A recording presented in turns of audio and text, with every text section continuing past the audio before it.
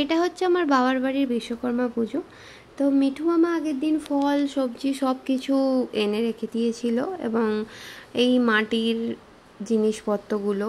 তো সকাল সকাল উঠে এই জোগাড়গুলো করে নিচ্ছিলাম, চালগুলো গুছিয়ে নিয়েছিলাম, চিড়ে মুরগি সবজি এবং সব কিছু গোটা ফল দিয়েছিলাম এবং এখানে ফলটাও কাটছিলাম। তো তখনও ব্রাহ্মণমশাই আসেনি এবং এখানে স্বস্তিক চিহ্ন এঁকে রেখে দিয়েছিলাম দ্বারঘট দেবীঘটে। আর এই প্রথম একটা জিনিস দেখলাম, গোময় গোমূত্র।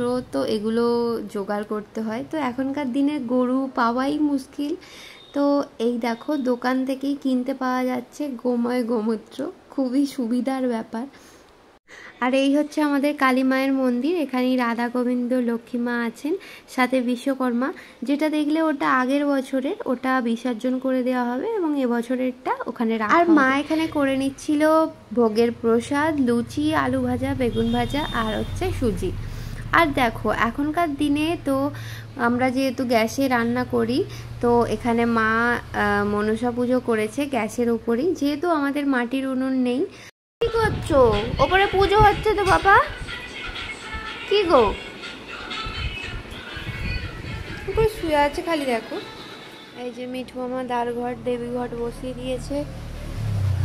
10টার সময় করে ব্রাহ্মণ ঠাকুরও চলে এসেছিল এবং পুজো করাও শুরু করে দিয়েছিল, যেহেতু জোগাড় সব কিছুই করা ছিল এবং তাড়াতাড়ি পুজো করতেও সুবিধা হয়েছে। এবং এরপরে হয়েছিল হোম, তো আমি ফেসবুকে লাইভ করেছি, তোমরা অনেকেই দেখেছো।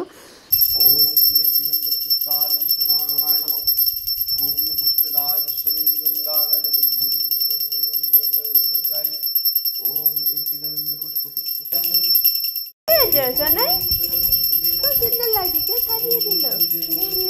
বলে বাবলে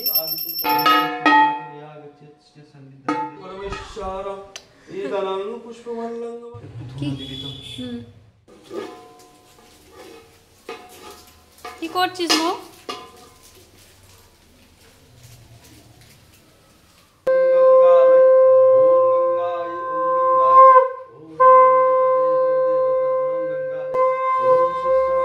বলো কি আর বলো, পাপাইটাই এখন আসেনি।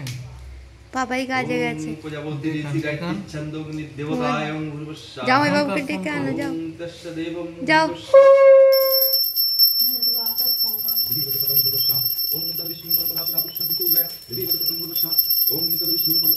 মুখ করে হবে, পূর্ব দিকে মুখ করে দেখো যেরকম করে রেখেছে। ওই